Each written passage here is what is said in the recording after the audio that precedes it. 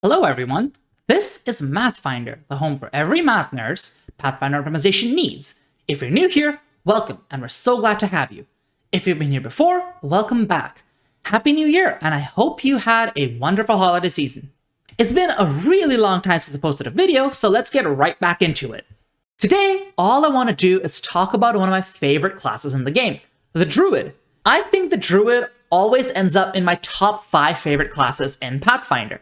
Every time I make the list, it fluctuates around a little bit, but the Druid's consistently up there. It's one of my favorite classes. I just love the thematics of being a nature mage. I love playing an elementalist, and I love getting all these thematics without also being forced into wild shape. I talked about this in my D&D 5e conversion series when talking about clerics and druids. I don't like the fact that D&D druids are almost always associated with being shapeshifters, and any deviation from that is viewed as an exception, a thing your subclass has to give you alternate uses for your wild shape for, as opposed to just the way you built your druid in the first place. I love that Pathfinder enables a variety of these nature mage fantasies. And yet, the druid is often criticized as not being that great a class. I know my opinion of it being one of the best classes in the game is unpopular. Some folks dismiss it as being too weak mechanically. Some dismiss it as being really bland or generic, and some say it's just plain not that fun to build a character with the druid options. I disagree with all of these criticisms, and I hope after I go through why I love the druid so much, I convince some of you otherwise. Now let's get into it. So as I said, the druid is a controversial class. There are a lot of common criticisms of it, and while I went over them briefly already, let's get into a bit of detail. So the folks that say it is too weak, oftentimes what they're saying is they think it's weaker than all the other spellcasters in all of the niches a spellcaster takes. There are two forms I've seen this criticism take. One is that people say, well, spellcasters are best when they're played as support bots or heal bots, aka cheerleaders, and the druid is one of the worst cheerleaders in the game. And to them, I say, spellcasters are not your cheerleaders. Go ahead, check out that video above. That is going to address that point in much more detail than I can get into in this video. But there's another much more reasonable complaint I've seen people have about the Druid, and that is after Player Core 1 released, when the remaster just hit, every spellcaster got a glow up of some kind or the other, except the Wizard and the Druid. And in that regard, the Druid has been left a little behind. I, however, would argue that the Druid was actually always one of the strongest spellcasters, and now that all the other casters have had a glow up, it's just much more of an even battle, where before I think the Druid was just plainly better than a lot of the spellcasting classes. Then there's another segment of folks who do agree that it is strong enough, but they dislike the ways in which it is strong. They consider those ways boring. These often boil down to a somewhat extreme argument. They argue that the Druid's strength almost entirely comes from its passive numbers, from its 8 HP per level progression, from having shield block available right away, from having medium armor available right away, from having wisdom as a key attribute, which means they will have better saving throws than most other spellcasters. These folks view these passive numbers as the entirety of the Druid's strength, which in my opinion isn't true. Obviously, these numbers contribute to the power budget, but that's not the whole story. The Druid has a unique other strength. And finally, there are some folks who say it has no niche. This is a criticism that can be either thematic or mechanical. Let's talk about the mechanical part first. When people say it has no niche, they're usually saying something along the lines of, other classes interact with the game in this unique way. There is no unique way in which the Druid interacts with the game and gains its strength. For example, the fighter's niche is being more accurate than everyone. The rogue and barbarian share the niche of having the highest damage boosts in the game added to their attacks. Hell, even the wizard has a niche. They get their thesis, which lets them cheat on magic in many ways. Spell blending and spell substitution being the two most straightforward of those ways to cheat. The Druid is seen as not having such a mechanical niche, and I understand where those complaints are coming from, but I still disagree with them. And then there's the thematic element, where a lot of folks say the Druid doesn't really have any flavor niche, and that I don't get. The Druid is your nature mage. That nature mage can be a shapeshifter, an animal herder, or some variety of elementalist that there's a lot of options for. I don't understand how this can be viewed as not having a thematic niche. I've seen folks say, why wouldn't I just build a primal witch over a druid? Well, a witch has a pact and a druid doesn't. Why wouldn't I build an animist over a druid? The animist channels spirits and the druid doesn't. The druid just channels the land around them.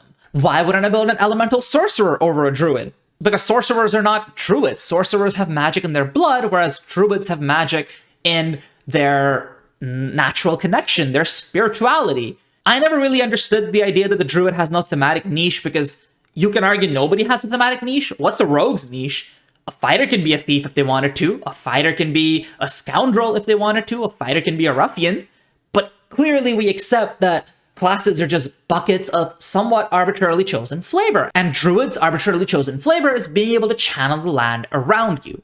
So the thematic niche argument, let's set that aside. Now, of course, I think the druid is both powerful and cool. It's just a little different than other classes in the way that it's powerful and cool. And perhaps on a first glance, it's not obvious why it's both powerful and cool. Now, when we look at all the criticisms I levied above, setting aside the thematic niche criticism, which sort of stands on its own, the remaining three, they sort of all boil down to the same criticism.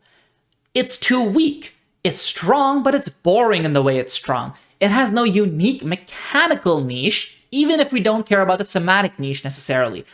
All of these are ultimately boiled down to this. You can say that you're sort of like a war priest cleric, but you don't get anything as unique or powerful as healing font. Or another way to look at it, you are sort of like a warrior bard, but you don't get anything as unique or powerful as compositions. You can see why I'm using these as my points of comparison. Both of these are spellcasters who are able to get enough armor to survive in the front line if need be. They're also 8 HP classes. Both of them get a class feature that by the wider community is viewed as being both powerful, because healing font is objectively powerful and compositions, many of them are very powerful, and unique because they give you a new dimension to interact with the game with that other casters don't have. But is it true? Are you really just an armored spellcaster with nothing else going for you?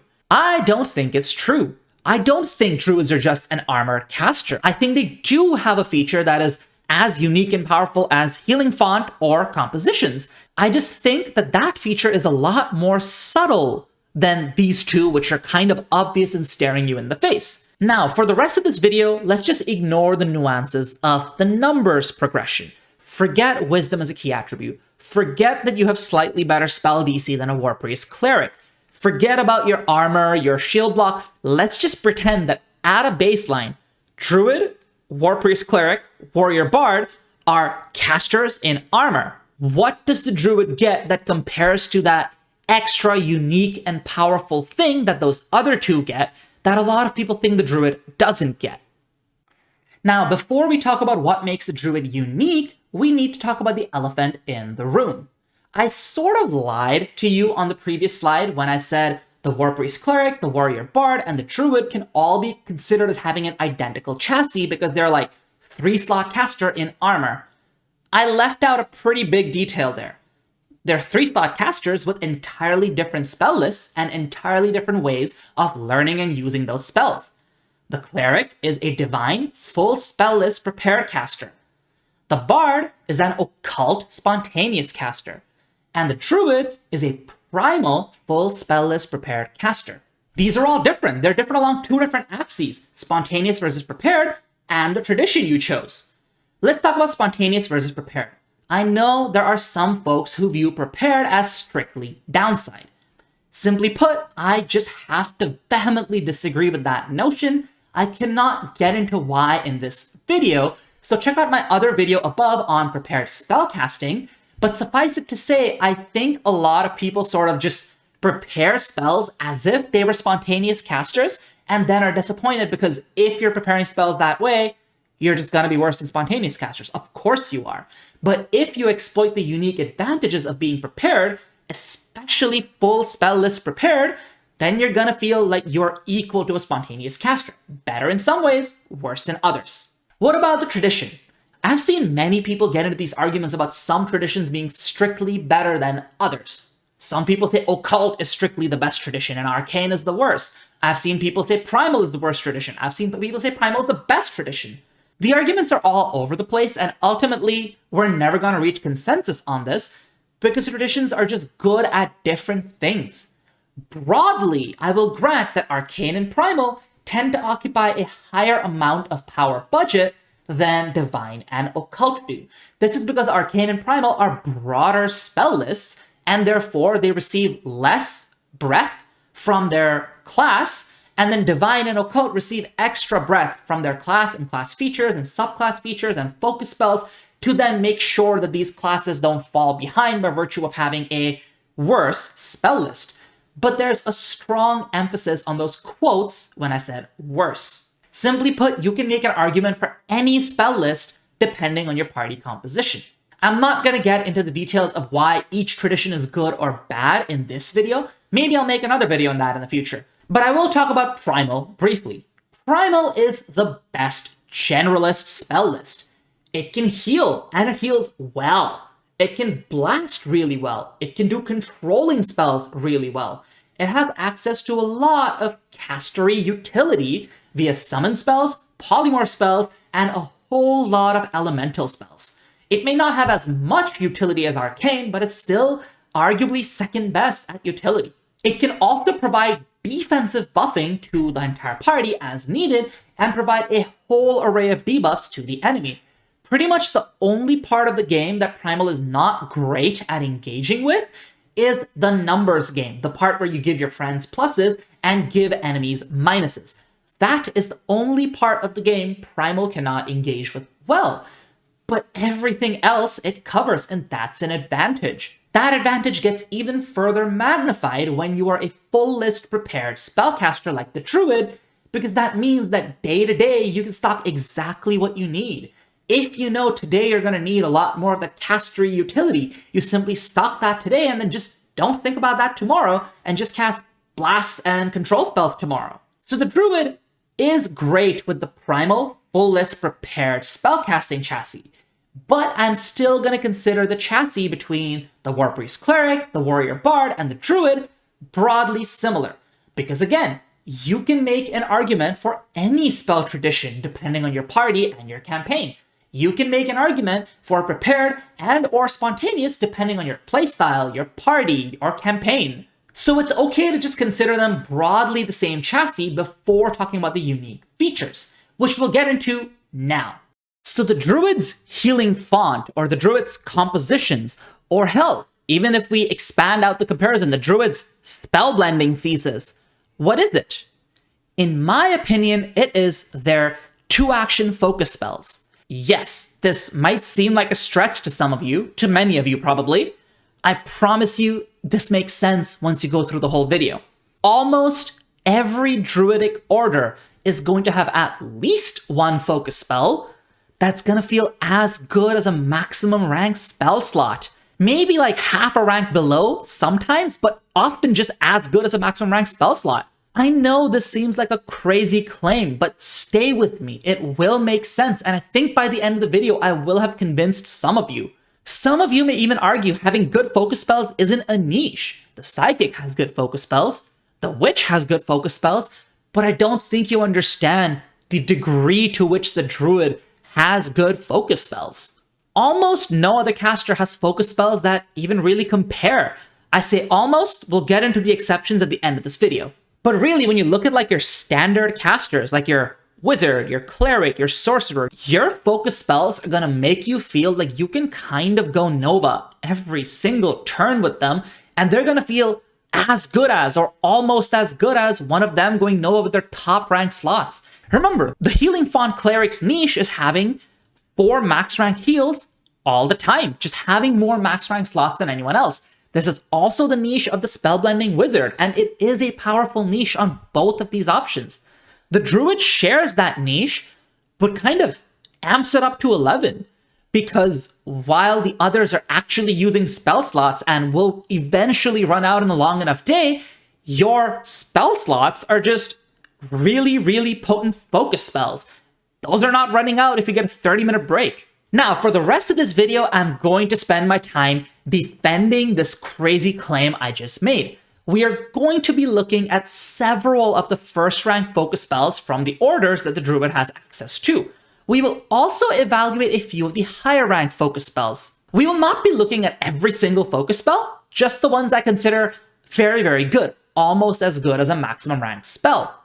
Now, I know the immediate argument to this. Some of the first rank focus spells are just not that good, right? Wave Order, Flames Order. But to that, I say, Harming Font isn't as powerful as Healing Font. Having 4 extra heals tends to be way more powerful than having 4 extra harms.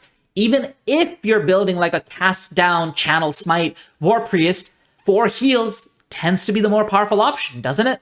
Likewise for the Wizard, it's not like spellblending is the one and only thesis. Spell shape experimentation exists too, and it sucks. So if we're okay cherry picking what the unique niche feature of the other casters is, we should be okay to cherry pick the Druids. If we say that Healing Font is the standard of strength for the War Priest, and acknowledge that Harming Font is more situationally useful, we can do the same with the Druid, where the best of their first rank focus spells are the standard of their strength, and if you happen to have a situational use for one of the other orders, you just go with that instead. In fact, I would argue that it is more valid to do this for the Druid than it is for most other classes because of the existence of Order Explorer. Any Druid can get the good focus spells and then just go into whatever themes they want. So it's actually really easy for a Druid to be at that standard of strength. So yes, the centerpiece of my argument is going to be the strongest of the Druid's focus spells, just like how the centerpiece of any other caster's niche tends to be one of the stronger or the strongest builds available for that caster. First, we're going to get the low-hanging fruit out of the way. Storm Order Druid, using Tempest Surge as our little benchmark. Tempest Surge is a fantastic spell.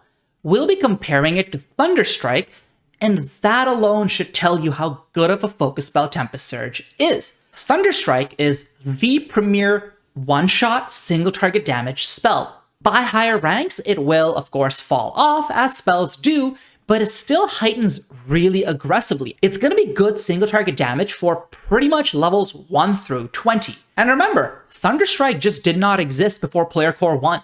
Before the remaster, there was no common spell that Tempest Surge could really be compared to. Tempest Surge was actually just the best single target damage option that scaled from levels 1 to 20 for a spellcaster. It's only now, after the remaster, that other spellcasters have this maximum rank spell slot that's going to keep up with Tempest Surge. So for those who are not aware, Tempest Surge does 1d12 damage on a basic reflex save, and Thunderstrike does 1d12 plus 1d4 damage on a basic reflex save. These both heighten by that much damage every rank. This is what that chart looks like. This goes ranks 1 through 10.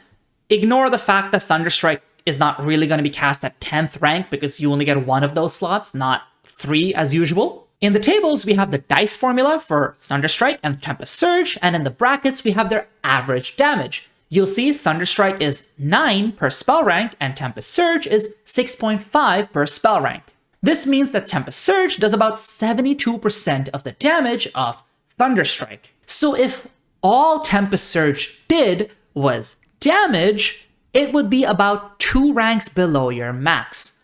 And that is actually just kind of the universal ballpark for where 2-action focus spells sit. They tend to feel like a spell 1 to 2 ranks below your maximum, depending on whether they're on the stronger side or the weaker side. But Tempest Surge doesn't just do this damage. If the enemy fails, they become clumsy too. It's not clumsy 1 on a failure and clumsy 2 on a critical failure either. It's just clumsy 2 on a failure. That's a huge debuff for a focus spell that's also doing good damage by focus spell standards. Remember, having clumsy 2 means every future strike that targets your enemy or reflex save they make will have a 10 to 20% effect, depending on whether the Clumsy 2 is altering crit chances or not. So for strikes, it'll often be 10%, sometimes 20%, and then for the reflex saves, it'll pretty much always be 20%. So in my opinion, Tempest Surge is an easy win. You do 72% of the damage of a maximum rank spell slot. That already puts you at max -2 in value, and then you inflict Clumsy 2. Tempest Surge is just as good as a maximum rank spell slot. Right at rank 1, all the way through rank 10. It's just going to feel as good as a maximum rank spell slot from rank 1 all the way through to rank 10. And in my opinion, that is amazing. Next up, we'll be talking about the Flame Order Druids Combustion spell. This is their rank 3 focus spell. So yes, Tempest Surge is pretty objectively as good as a maximum rank spell slot, despite being a focus spell, and it's not an exception. Let's look at the damage breakdown for Combustion. Just like before, Thunderstrike's damage is in the second column, identically to the last one. Combustion, I have done a little differently. I have only put the average damage for the initial ping, the 4d8, 5d8, all the way down to 11d8, and then its persistent damage, which happens on a failure or critical failure, none on a success, I have italicized. That's the one that goes 2d6 down till 9d6. We have not averaged those yet. Let's talk about that in a sec. If we look just at the initial damage, much like Tempest Surge, Combustion is going to feel a few ranks behind a Thunderstrike. Unlike Tempest Surge, it's not a continuous 2 ranks behind. It's going to vary. It starts out feeling exactly 1 rank behind. The 4d8 of Combustion at 3rd rank matches a Thunderstrike's 2nd rank average of 18. As you get up to rank 10, you'll see that the 11d8, averaging around 50, is like a 5.5 rank spell. It's more than a 5th rank spell, but less than a 6th rank. So the initial damage does fall off, but once you include the persistent damage, the fall off is much, much less noticeable. Let's assume there's exactly 1 tick of persistent damage. That's all it takes to stay at -1 ranks all the way to the end. So at rank 3, a single tick of persistent damage takes the average from 18 to 25, which is nearly identical to Thunderstrike. And at 10th rank, it takes your average of 49.5 all the way up till 80.5, which is dead even with a 9th rank Thunderstrike. So the persistent damage, if it takes 1 time, which it will because that's how persistent damage works, it is going to now keep you even with a Thunderstrike. But it only happens on a failure, so maybe Thunderstrike is still better than a Combustion? No, because persistent damage doesn't just tick once. If it takes even 1 additional time, a 2nd time, at every rank, Combustion is going to be comfortably ahead in damage. And persistent damage typically lasts 2 to 3 rounds on average. So I would say on a fail or a critical failure, Combustion's damage is just better than Thunderstrike's. And this becomes more and more relevant into higher level play. As enemies get more and more HP, one-shot pings of damage become less relevant than these higher reward options of persistent damage ticking away again and again and again. I talked about this in my Dehydrate video when I did an example around level 9, if I recall correctly. Having this persistent damage actually makes Combustion's single target damage better than Thunderstrike's. Now, of course, it doesn't apply on a success, so there's that little bit of a gambling factor, and I think that sort of pulls Combustion back to being dead even with a maximum rank spell slot, rather than just being flat out better than them, especially once you get into high level play, where it would definitely have been better if the persistent damage also applied on the success. But also remember, Combustion targets Fortitude. It doesn't need to compare to Thunderstrike to be good, because as a Druid, you're a Primal spellcaster. You would already have either Thunderstrike or Tempest Surge to target Reflex with. Combustion means you can target Fortitude, which means now you're more likely to stick that failure or avoid a critical success. And as far as Fortitude targeting spells on the Primal spell list go, Combustion is a premium. Compared to Dehydrate. Dehydrate is a good spell, as I've talked about before. Combustion does way more damage than Dehydrate. As it should, it's a single target damaging spell, while Dehydrate is an AoE. But remember, when I talked about Dehydrate being good in that video, I mentioned that it's kind of okay to throw as a single target spell too. So Dehydrate being an okay use of a spell slot on a single target damage situation, Combustion exceeds that by like a factor of 1.5 or so, depending on the rank you're at. If you compare it to Execute, so Execute is a primal spell at the 7th rank that does 70 damage that is either Void or Vitality, depending on which one's worse for the enemy, and it does it on a basic Fortitude save. Combustion, with its persistent damage, is keeping up with Execute, which is also just a good single target damaging spell. So no matter how you look at it, Combustion easily earns its place as a maximum rank spell. It competes with Thunderstrike, it competes with Dehydrate, it competes with Execute, and it is just a focus spell. And I'm still not done. Among damaging focus spells, most of them are this good. It's weird how good the Druids' damaging focus spells are. Let's first look at the first rank spells. The first one that comes to mind is Crushing Ground. This is Stone Order's counterpart to Storm Order's Tempest Surge. It has slightly better damage than Tempest Surge because 2d6 is a little bit better than 1d12. On average, you'll roll 0.5 higher. In general, you'll also tend closer to the average, whereas Tempest Surge will tend closer to either extreme, and I tend to value those more average results a little more, so I consider it better damage than Tempest Surge, but its rider is definitely worse. A speed penalty is not nearly as generally useful as Clumsy 2. It's situationally very, very good. If that speed penalty prevents an enemy from getting to your friend or spending an extra action, is going to be really good. But it's hard to set up for that to work. Whereas for Clumsy 2 to work, all you need to do is someone needs to make attacks or someone needs to ask for reflex saves. So definitely the rider is worse than Tempest Surge. But also, its range is better than Tempest Surge. It's 60 foot rather than 30. All in all, I would say it's still a little worse than Tempest Surge. I think I prefer Tempest Surge, but I would still say this makes it to that half a rank below maximum rank. I don't think it becomes so weak that it's only as strong as your second highest rank of slots. I think it's still getting close to your highest rank of slots because of all those added values despite the worse rider. Next up, let's talk about Updraft. Updraft is the alternative Storm Order focus spell if you take the Elementalist archetype. Just like Crushing Ground, it has slightly better of a damage profile, but unlike Crushing Ground, it's arguably a better rider than Tempest Surge. Clumsy 2 versus Prone. I would say Prone is the better rider because it's so likely to take away an action from an enemy or to provoke reactions. But at a bare minimum, you have to admit that Prone is at least as good as Clumsy 2, and therefore at minimum I would call it a tie.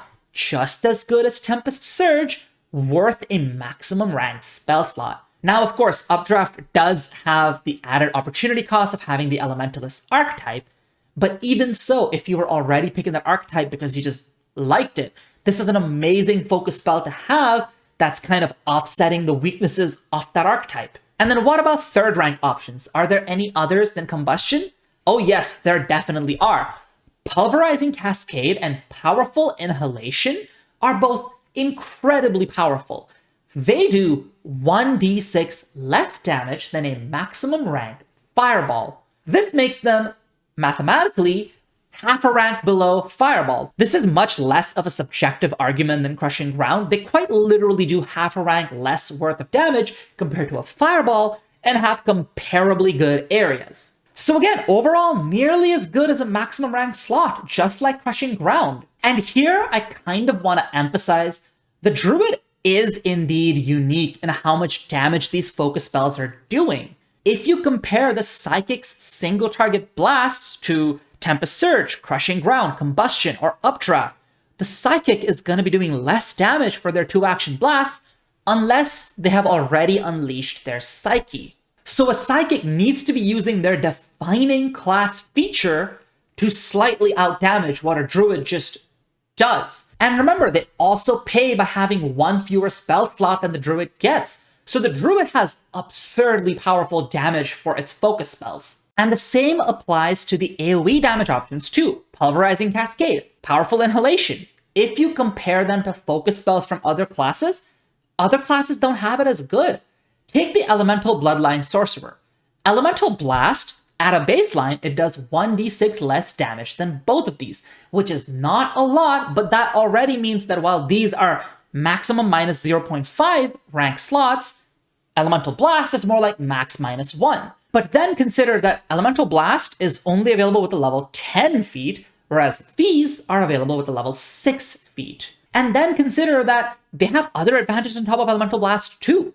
Pulverizing Cascade has a bigger area. Powerful Inhalation has the ability to cripple spellcasters who fail their save. Likewise for a comparison with the Psychic. The Psychic has AoEs like, say, Telekinetic Rend, Shatter Mind, and while both of them have advantages in terms of how ally-friendly they are, they still don't really match the raw damage and power of these spells. Not unless the Psychic has their Psyche unleashed. And I know, I have drawn a lot of comparisons with the Psychic here. I'm going to attract the folks who say that this is more a symptom of the Psychic being bad. Irrespective of your opinions on whether the Psychic is a fundamentally bad class or not, Psychic focus spells are pretty good. That's why people keep poaching them, because they're kind of ahead of the curve for focus spells already, at least as far as 2-action focus spells go. Druid focus spells get to be better than those already ahead of the curve focus spells.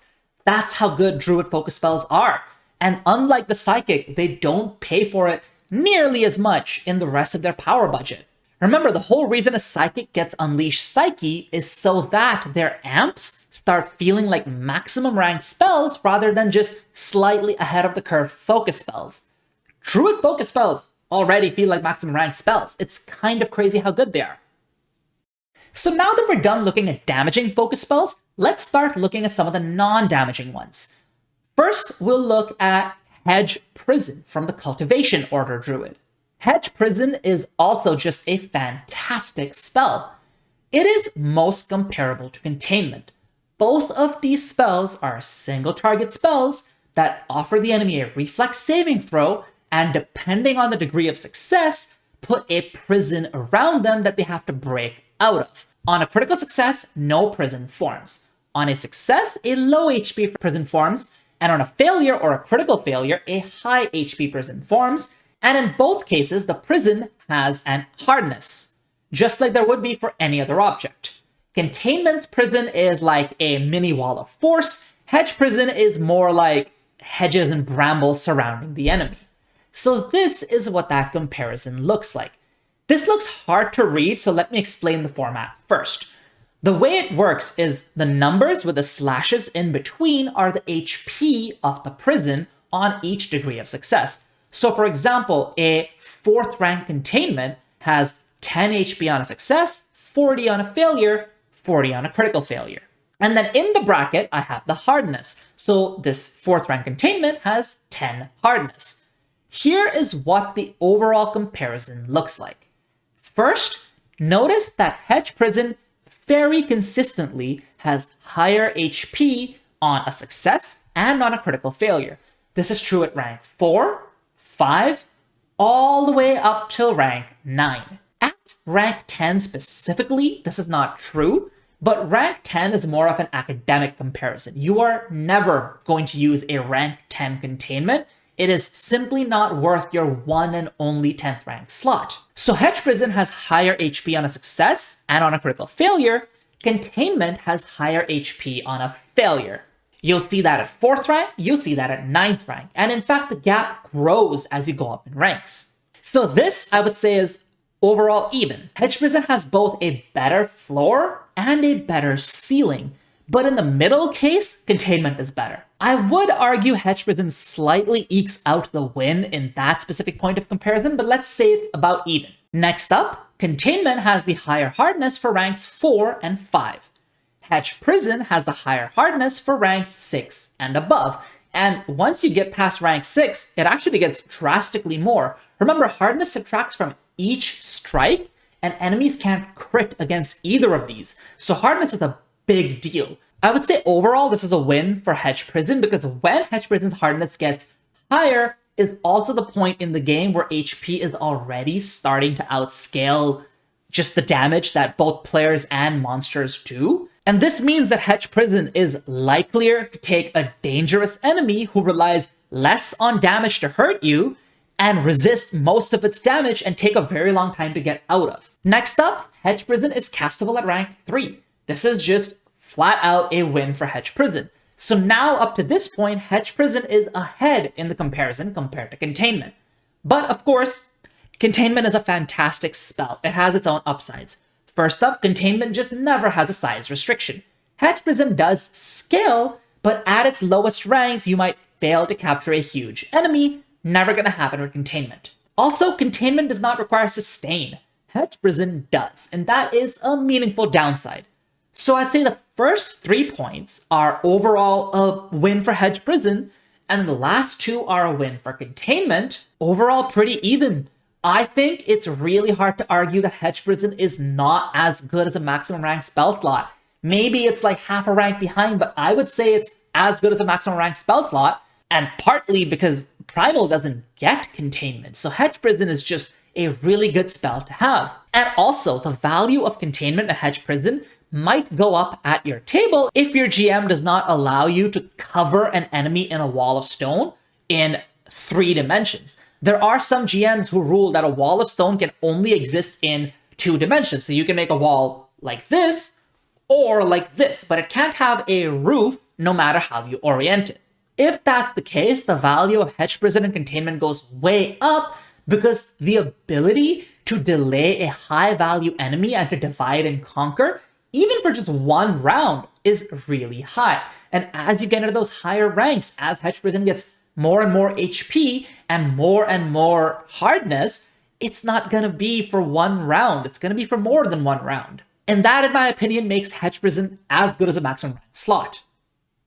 Now let's look at some other non-damaging Druid-focused spells. Let's first look at first rank spells.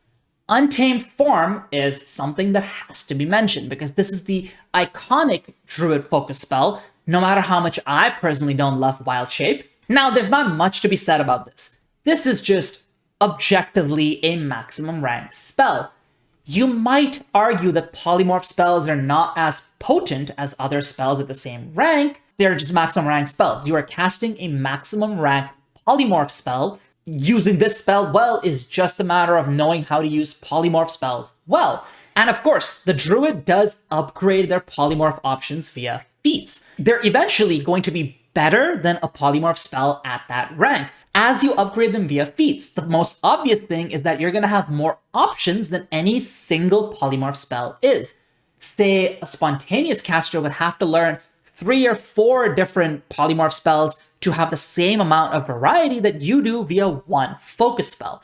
And a prepared spellcaster would have to individually prepare that many different polymorph spells, whereas you just don't have to worry about that. So in terms of your versatility, you're now overtaking what a maximum rank polymorph spell can do.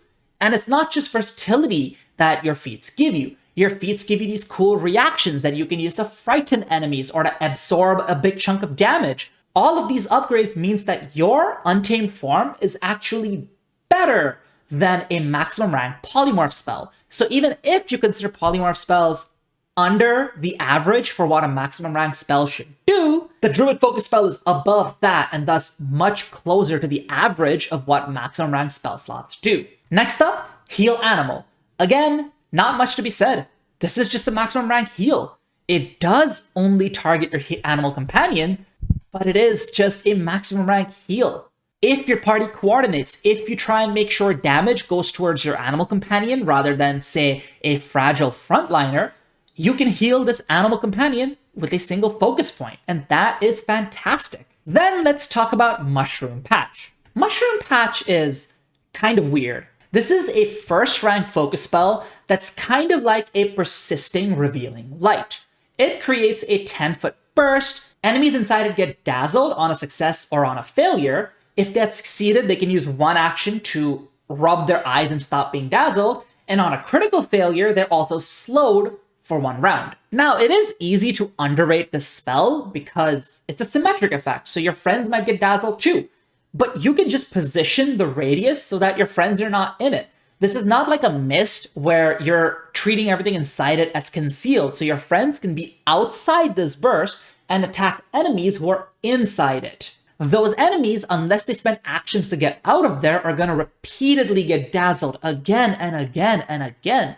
So I think at rank 1, it's actually way better than a maximum rank spell slot. It's kind of crazy how good of a spell it is. But then as you start leveling up, it starts falling off. At rank 3, all that's happened is its size grew bigger and the range grew longer.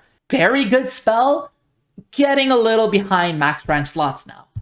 By the time you reach rank 6, it's definitely noticeably behind max rank slots. Again, all that's happened is the area got bigger, the range got longer, but this is rank 6. This is where Slow 6 is a real spell you'd be casting. This is where Wall of Stone, Chain Lightning, these are the spells you're now being compared to, and at this point, you're not scaling fast enough to justify a rank 5 or 6 spell slot. So yeah, I wouldn't say the focus spell is consistently as good as a max rank spell. It starts way better than it, falls off a little, and then falls off a lot by mid levels. And then in late game, it's suddenly fantastic. At rank 9, instead of dazzled, it's blinded, and it does not have the incapacitation trait. It is just blinded, even on a successful saving throw. Suddenly, it becomes as good as a maximum rank spell. If somebody gave me a 9th rank spell that blinded enemies on a successful saving throw, I would definitely spend a spell slot on it. This is just a focus spell. Now, let's look at some of the higher rank non-damaging druid focus spells. First up, Fungal Exhalation. Now, it's weird because this is a damaging AoE, but I put it with the non-damaging options because it is worse damage than Pulverizing Cascade or Powerful Inhalation, but it inflicts Sickened on a failure or a critical failure, and that is amazing on an AoE. You can actually directly compare Fungal Exhalation to Divine Wrath. Divine Wrath is well known for being a powerful and iconic divine spell. It's 4th rank, it does nearly identical damage to Fungal Exhalation. It inflicts Sickened 1 on a failure and Sickened 2 on a critical failure. The big advantage of Divine Wrath is that it is a burst rather than a cone, and on a critical failure, it also inflicts Slowed 1 for as long as that target is sickened. So Divine Wrath is definitely better than Fungal Exhalation, but Fungal Exhalation is still nearly as good as a maximum rank Divine Wrath, which again is exactly what this video is all about. Focus spells for the Druid are either as good as or nearly as good as maximum rank spells. Next up, let's talk about Impaling Briars. Impaling Briars is a rank 8 focus spell that you pick up via one of the very high-level Druid feats. I think there's another version of it that applies to another order as well. Very similar, rank 9, I think. But the idea is that when you use the spell, the land in a 100-foot emanation around you just turns against the enemies.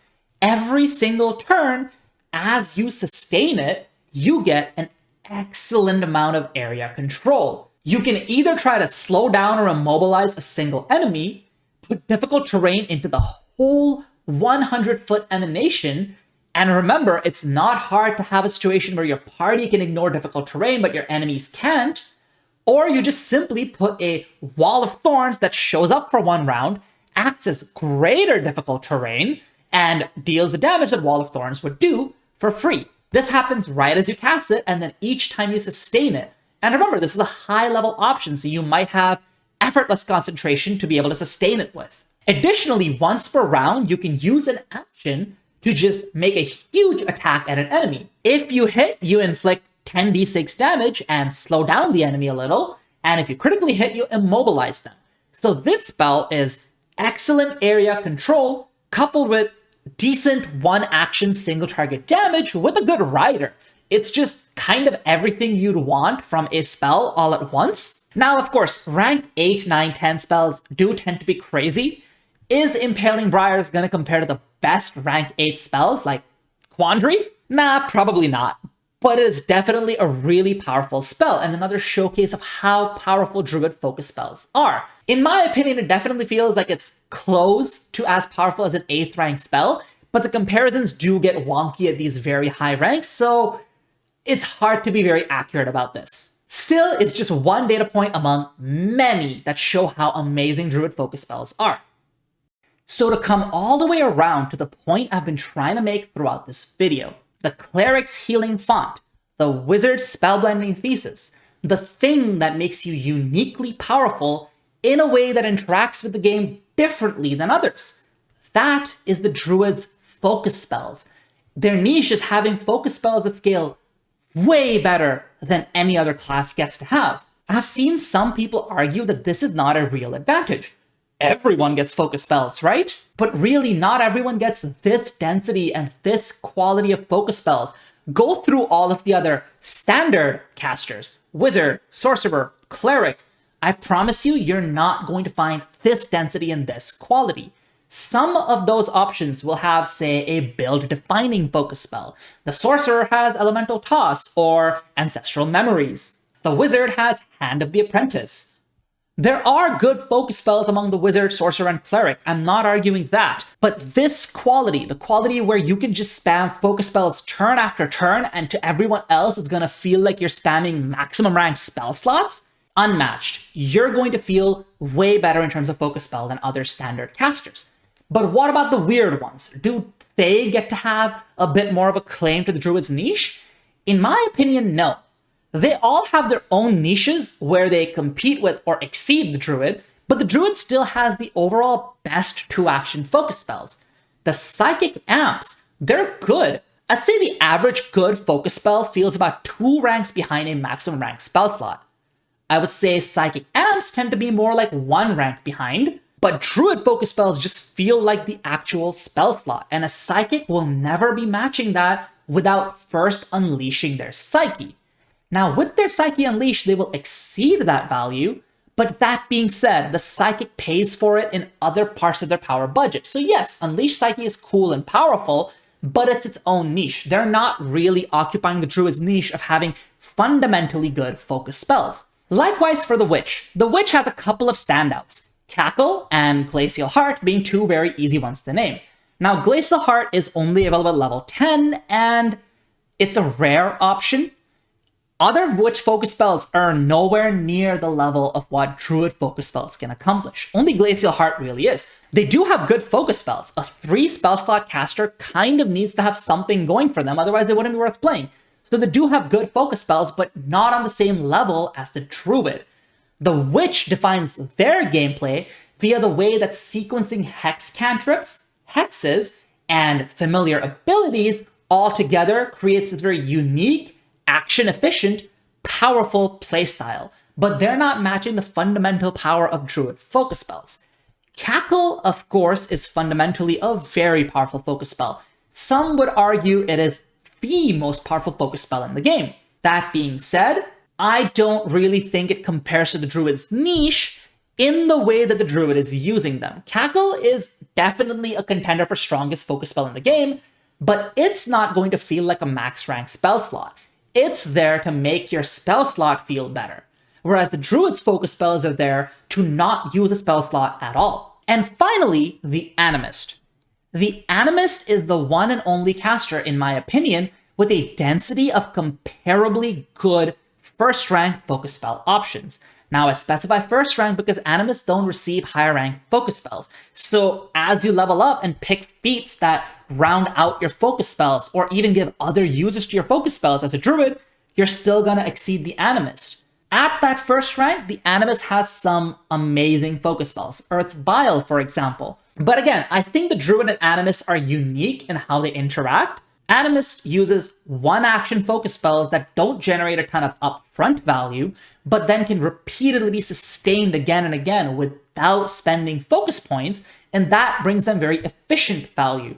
Whereas the Druid just has fundamentally good 2-action focus spells. It's also worth noting that the Animist focus spells could be argued to be better than the Druids, but that's partially because the Animist pays for it in other places in their power budget. There's this tendency to view the Animist as 2 things that it's not.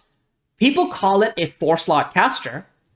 It's not. It's not a 4-slot caster in the most important way. Your top 2 ranks of slots, where you're a 3-slot caster from level 1 all the way to level 20.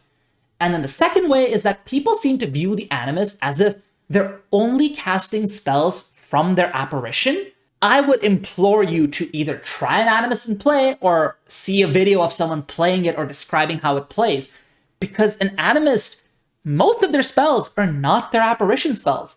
Like if you're a Steward of Stone and Fire, say at level 7, you get 1 Wall of Stone and 1 Fireball, and then the rest of your spells in 3rd and 4th rank are divine. You're not casting fireballs and walls of fire from them. The Animus is 2/3 of a divine caster that's prepared, bolted to 1/3 of a granted spell list, kind of like what the cleric gets, that behaves spontaneously. That's why the Animus gets these standout focus spell options, because they're paying for it with a hefty cost in their class's power budget, whereas the Druid is just fundamentally a primal prepared spell caster. They have a very good spell list, and then they have amazing focus spells on top of that. Not trying to say here that the Animist is bad. The Animist is good, it's just so is the Druid, and they're differently good. The Druid is good because it has a fundamentally good spell list and fundamentally good focus spells. It's all fundamentals. Whereas the Animist has the divine spell list for most of its spells, can go a little bit Nova with the apparition spell, but once those start running low, it's using the sustainability of its focus spells to keep going. And that's why it has 1 action sustainable focus spells rather than, say, the Druid's 2 action spells. So overall, the Druid is the best focus spell user in the game. The Animus is the only spellcaster that competes with that niche, and it does so in a way where they're not eating one another's niche. They're separate. And this brings me to another very common argument against the Druid's niche, the myth that this is some very easily poached benefit. And I hate the argument of poaching, not just for the Druid. I've seen it used against so many classes. I've seen it used against the Champion, the Witch, seen it used against the Magus. Any class with a good archetype ends up having this argument used against it, and it is the pinnacle of bad optimization advice, because usually the person doing this is just completely ignoring feat investment. They're taking whatever idealized character they want to talk about that's archetyping into the class they're saying is not worth it, and taking a whole bunch of feats, but then they're comparing it to a version of that original class that never picked a feat. If you just gave both sides feats, you'll realize that by the time the multi-class character catches up to what the single-class character could have done at a baseline, the single-class character has done other things that the multi-class character is not catching up to. Let's just do this with an example. Let's say you take Druid Dedication and Order Magic at levels 2 and 4 respectively to get Tempest Surge. That way at level 4 you would have this powerful first rank focus spell. Great, but you did spend 2 feats to get it. Now, let's say you also want Powerful Inhalation, because this is something that a Storm Order Druid can get much more easily than you, right? Well, you will need Advanced Elemental Spell, and you're only getting that at level 12 because of the way the advanced feats work for archetypes. Still worth it. 3 feats for 2 really powerful focus spells?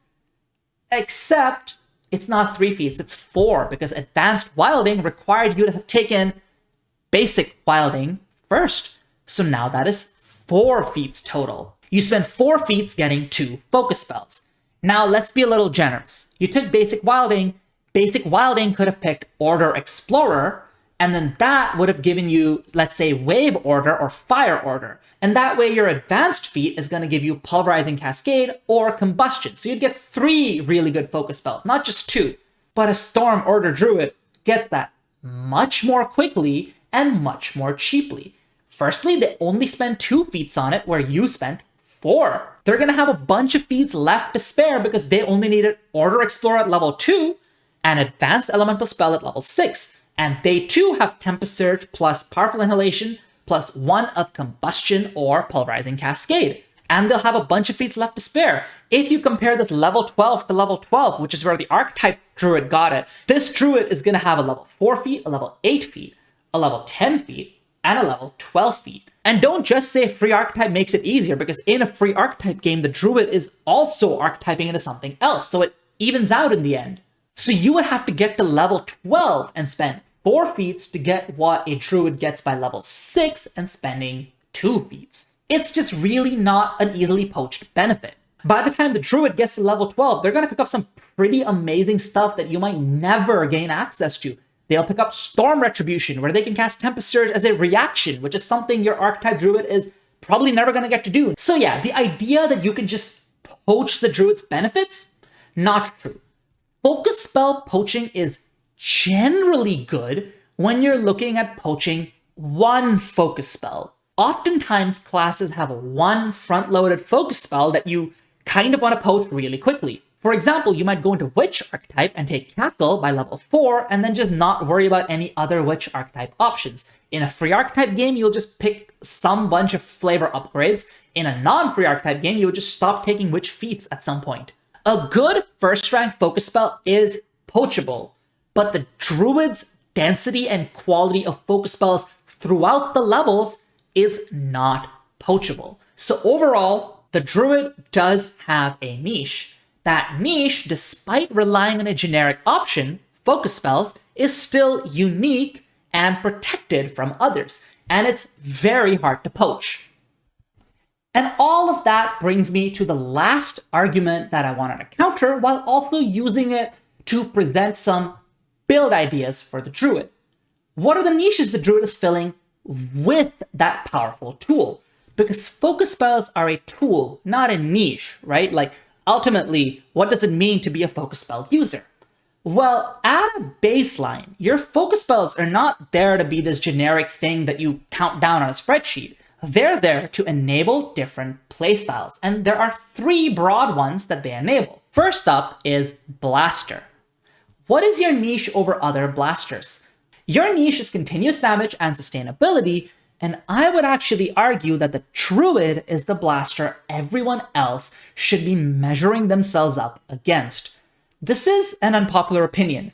I know many people think that you should measure yourself up against the Sorcerer or the Psychic as a blaster because they have those passive boosts to damage. But I'd argue the Druid is fundamentally a better blaster, and those passive boosts are those classes' way of keeping up with the Druid. Let me explain. We have established that Druid focus spells feel like max rank slots. Every Tempest Surge, every Combustion, they're gonna feel like a max rank Thunderstrike.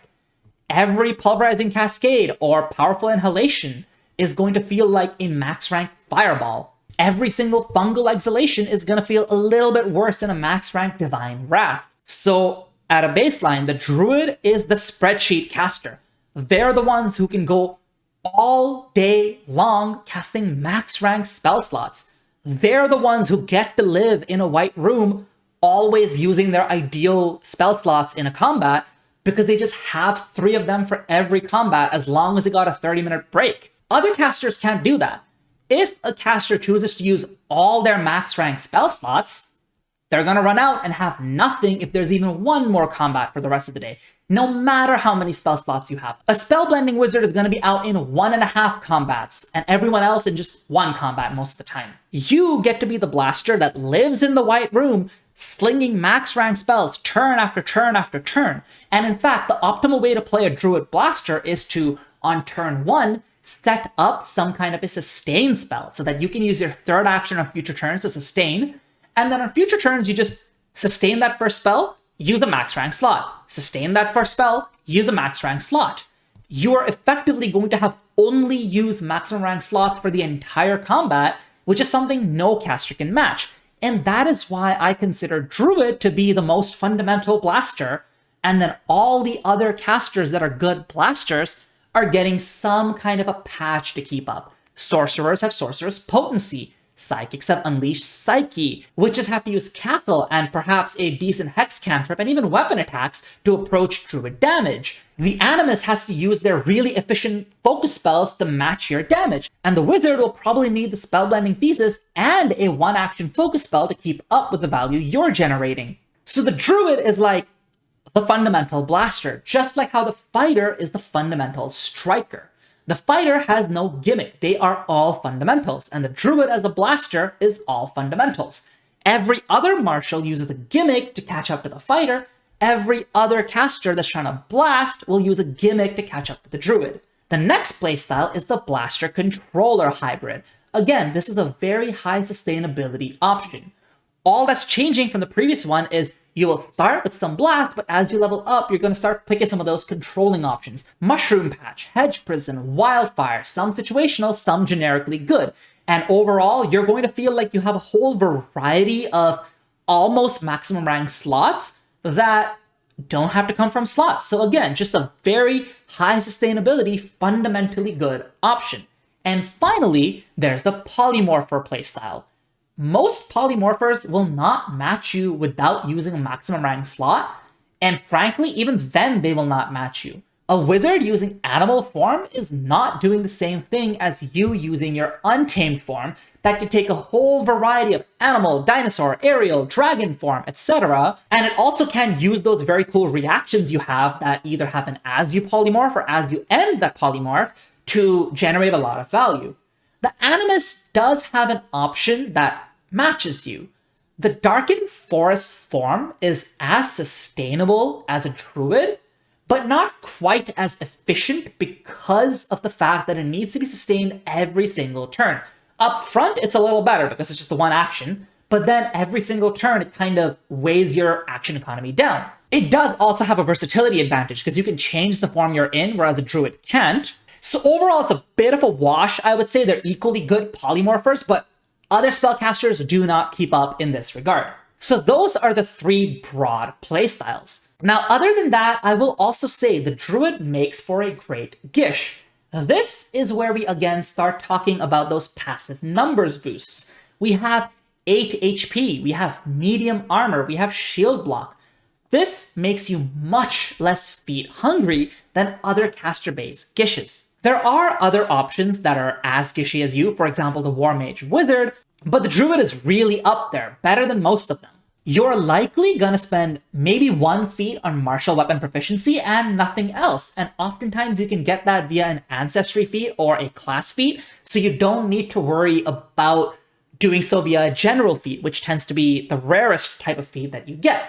And of course, you have Wisdom as a key attribute. Wisdom being your key attribute means it's much easier to spare strength or dexterity as you need. If you're a wizard, a war mage wizard trying to be a Gish, you're probably still maxing out intelligence. The rest of your stats now have to compete between whatever you're attacking with and all of your defensive stuff. So Constitution, Dex, and Wiz. This means you're almost certainly not attacking with strength. You're probably attacking with Dex. You're probably going to max out Dex as much as possible, and Wiz and Constitution are going to lag behind a little. As a Druid, Wisdom is maxed out. Con and Dex are very easy to fill. You can actually just choose to be a strength-based Gish if you want, or you could choose to be a Dex-based Gish and still have a stat spare to go in one of the remaining 3 stats. Strength for more damage, Charisma for more debuffing potential, Intelligence for more versatility. So no matter how you look at it, Wisdom as a key attribute makes Gishing easier. And this, to be clear, is a benefit that is spared between Clerics, Animus, and Druids.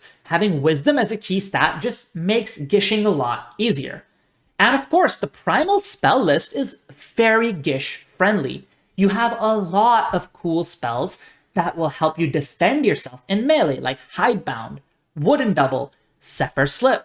You have a lot of cool spells that are going to help you range out when you don't want to close into melee. And you have gap closers, Blazing Dive, Dive and Breach. Both of these spells are really good to help you get into melee, deal some damage maplessly, and then still get to make a strike. This is also not theory crafting on my part. I have played a Druid Gish before. It was a Centaur with the Mauler archetype that used a lot of shoves. And shoves could combine with a lot of the primal spells I had, like Corrosive Muck or Rust Cloud, to generate even more value than I would otherwise. It was a really fun build to play, and this is sort of a showcase of how, even when you're not looking at the focus spells, even when you're looking at the so-called boring part of the Druid's power budget, the numbers they get passively, every single numbers boost your class had at a baseline is a general feat, or a class feat, or an ancestry feat you didn't have to spend. And that enables more build variety. So this is the paradoxical way in which these boring numbers actually give you more build variety. It's just like how the fighter is one of the most flexible marshals in the game, because they can go into any archetype and not care too much because they have a +2 boost, shield block, and reactive strike at a baseline. Which means that Just with that, they can archetype into whatever they want. The same is true for the Druid. Because your fundamentals are so good, you can build any variety of Gish you want. And finally, I wanted to bring some attention to the Animal Companion feats. People don't talk about how good the Druid's Animal Companion is. It's uniquely good. You get a whole bunch of feats that improve your Animal Companion in a very Druid-y way. Instinctive Support is a free action you can use to command an Animal Companion after you have targeted them with the spell. So let's say you enlarge your Animal Companion, then immediately command them to get into melee and do something. Primal Howl is a thing your companion can do that will let them deal some damage in an AoE as well as frighten enemies. And Apex Animal Companion will let you, using a focus point, temporarily boost your Animal Companion above where any other Animal Companion can get. So this is another unique build that the Druid can take. So as you can see, there are so many niches for the Druid to fill out once you look at the sum total of their power, all of their passive numbers which enable these interesting builds, and all of these focus spells which are uniquely good and enable 3 different broad playstyles. These are also broad examples. You can get specific. Each of them have several subcategories, and the Druid has a lot of build variety in there, partially enabled by the fact that Order Explorer lets you mix and match a lot of these playstyles. So in summary, Druid good. I think the Druid is a wonderful class. I think it's powerful. I think it's thematic at a baseline. I think the things that people say are generic and bland and boring about it are actually what enable the most diversity and fun and variety from it. So I really hope if you were iffy or ambivalent on the Druid before, or if it just wasn't one of the classes you found interesting, I hope I've convinced you otherwise. I've played a Druid. It was a lot of fun, and I've watched others play Druids, and it's been a lot of fun for them. That is all I have to say for today's video, folks. If you like this video, please like, comment, and subscribe. It's been a long hiatus over the holidays, and I hope I can hit the ground running again this year. It has been a very busy time, so I can't promise the videos are going to be very consistent, but I will try my best. If you'd like to directly support me, please join a channel membership. It is a small fee that lets you directly support me, and it makes me feel good when I see I have channel members. Channel members will sometimes benefit from early access to videos, and they have access to my detailed build guides for whatever videos I talk about a build in. The build guides are not up to date, and I apologize for that, but I swear I am getting on it. Otherwise, I'll see you next time. Mathfinder out.